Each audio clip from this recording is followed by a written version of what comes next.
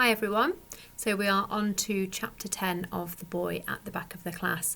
Chapter 9 was quite an exciting and action-packed chapter, and in chapter 10 we find out a lot more about Ahmet, the boy at the back of the class. It's called War and Missing Pieces. On the day after the big fight, just as Tom had guessed, Ahmet became famous. In the playground, wherever he went, people pointed and gasped and called him the boy who beat Brendan the bully.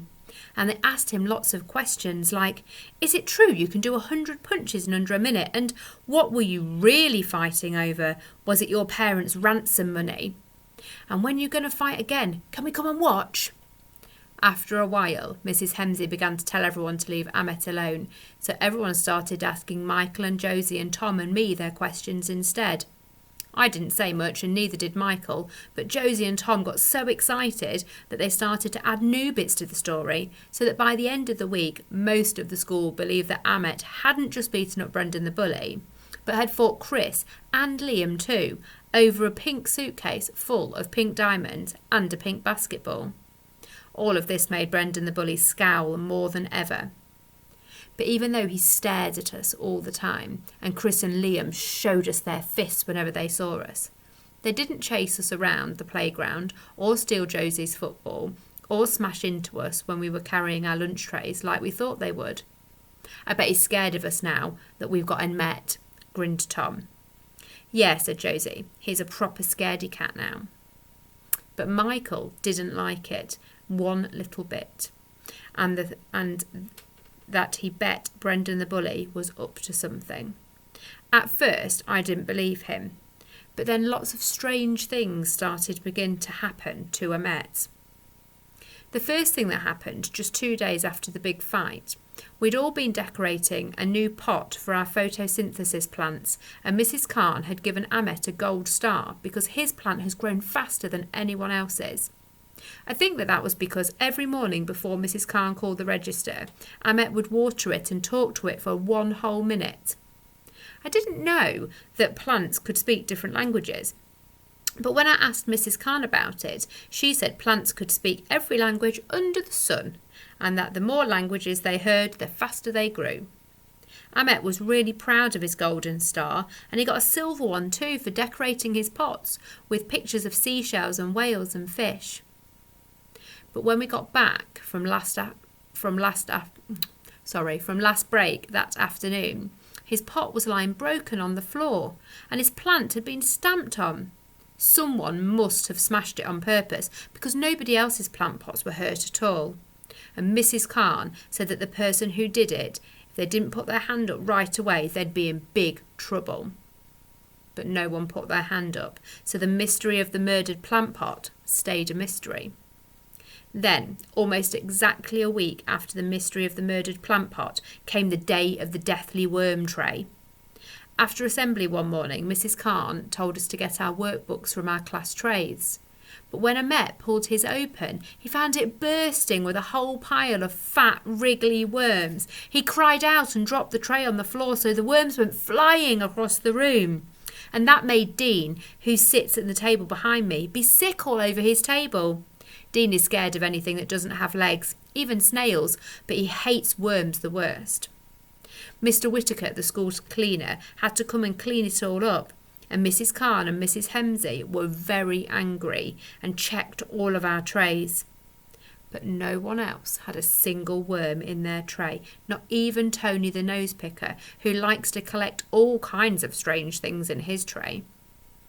Mrs. Khan told the person who had done it to put their hand up again, and this time she looked at Brendan the bully, as if she wasn't really speaking to any of us, but just to him.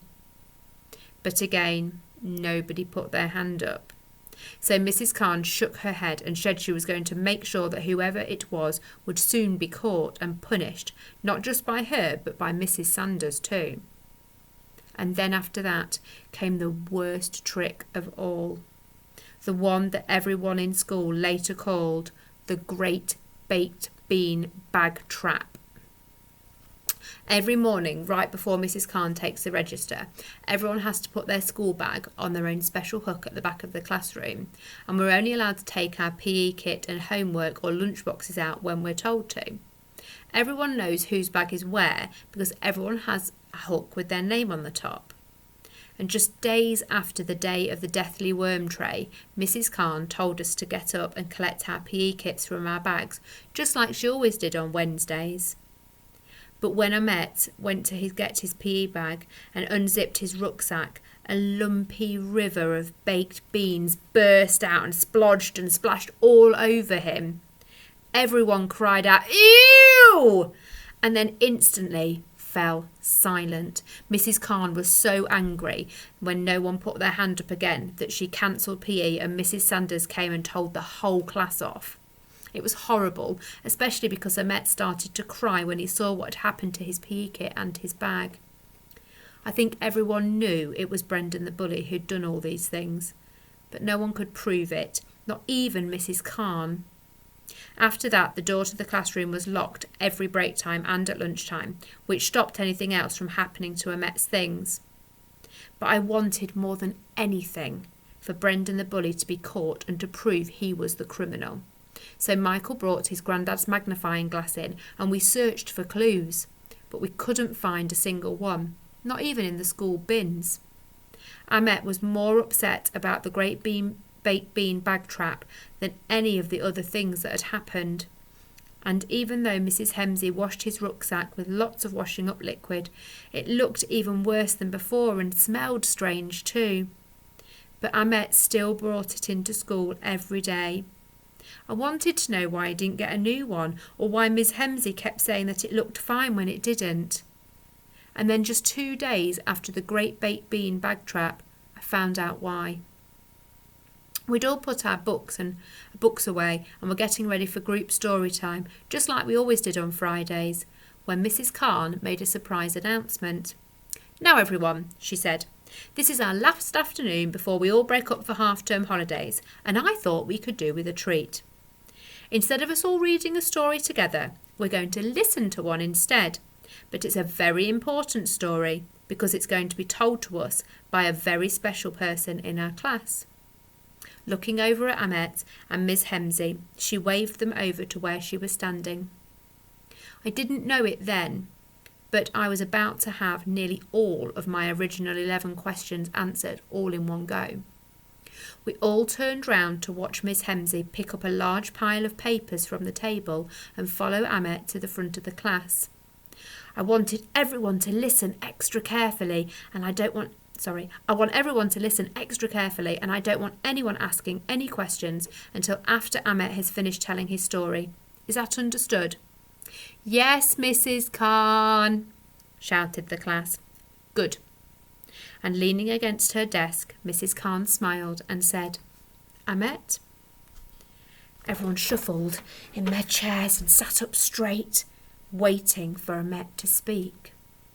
I wondered if he would tell his story in English or in Kurdish, but I was so excited that I didn't really care. "Hello, my name is Ahmet. I am 9 years old. I am refugee. I come from Syria." As he said this, he pointed to Miss Hemsey, who held up a drawing showing a house and a tree and a car in front of some mountains, and in front of the car were 4 people who were labelled me, Mum, Dad, Sister, and a cat. This was the drawing.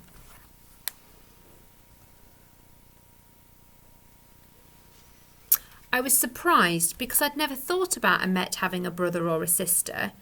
I thought he was like me and didn't have any. His sister wasn't at our school, and in the picture she looked smaller than him, so maybe she was in nursery. "But in Syria there is big war," said Ahmet, and he pointed to Miss Hemsey again, who held up another picture. This one showed buildings on fire and bombs dropping from a plane and lots of people lying on the ground and other people holding guns. It looked like this. Josie stopped chewing her hair and looked at me and then looked back at the drawing. And from behind I heard someone whisper, "Whoa, he's seen a real bomb and a real gun." "Because of war, my family run away," said Ahmet, as his lion eyes became big and round and watery. We went on mountains and rivers and carry bags and cat.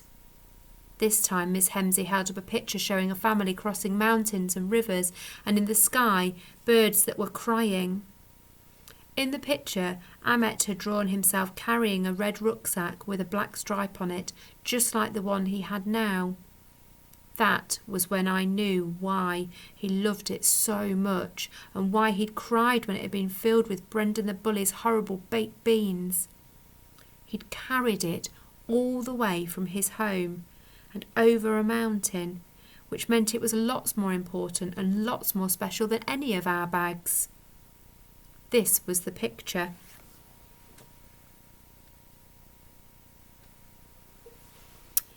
Then nowhere safe, so we get on boat, on big sea.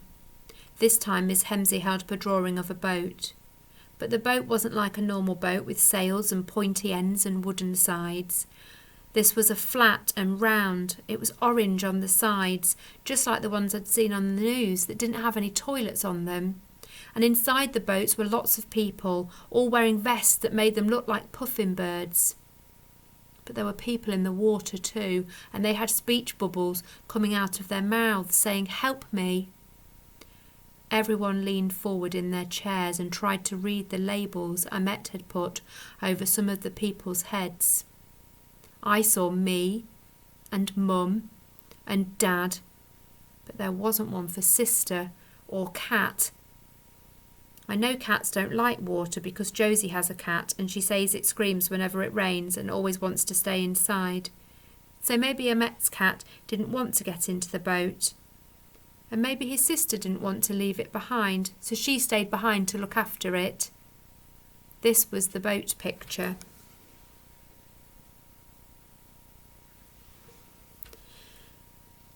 Then we are in another country called Greece, said Ahmet. We live in tent with lots of people who run away like me.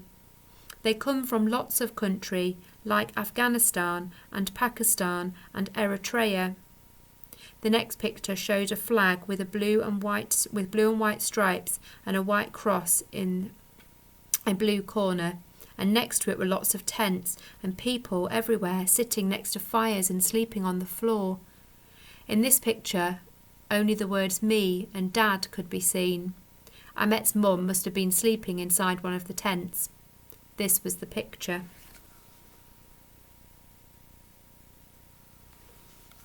Then we walk long time in lots of country. It was cold and we sleep on floor, and then we stay in France. This time Ahmet pointed to the next picture with his finger and showed us the railway tracks he had drawn. On it were people carrying suitcases and children, and all of them were walking to a wall with barbed wire on the top. Everyone looked so sad. And in the corner there were army tanks and soldiers holding up guns, and all the guns were pointing at the people with the suitcases and the children.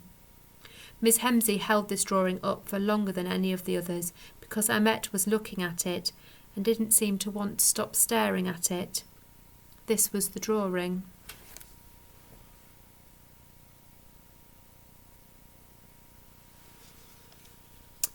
Then I come here and come to school. I like here, no bombs, it's safe, and I like new friends and teacher and play football. Ahmet stood and stared at everyone, and everyone stared back. Mrs. Khan blew her nose loudly, and Miss Hemsey put the drawings down and gave Ahmet a hug. "Thank you, Ahmet," said Mrs. Khan, standing up and putting a hand on his shoulder. "Everyone, let's give Ahmet a huge round of applause for being so brave and for sharing his story with us." And we all clapped, but we didn't clap as loud as we usually do for stories because I think we were all feeling a little strange. I don't think any of us had heard a story like it before, and as sad and as scary as it was even sadder and even scarier because it wasn't a made-up story from one of our reading books. It was real. Ahmet had survived everything his pictures had shown us, and he was here with us. Knowing that made me feel sorry and proud and scared for him all at once. But most of all, it made me want to tell him he was definitely the bravest person I knew.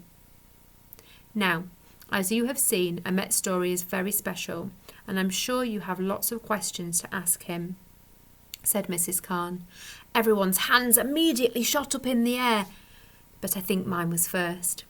That's wonderful, said Mrs. Khan, as she signalled at us to put our hands back down.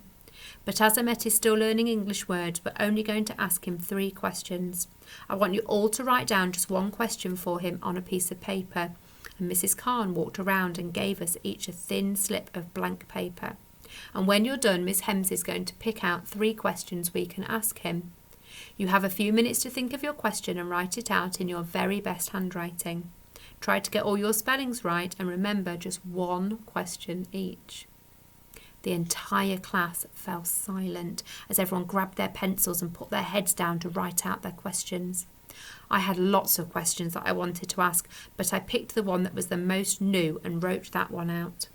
After a few minutes, Mrs. Khan said our time was up and Miss Hemsley collected all the bits of paper. Everyone began to whisper to one another as Mrs. Khan and Miss Hemsley looked through our questions and either shook their heads or nodded. What did you ask? Whispered Tom, turning around.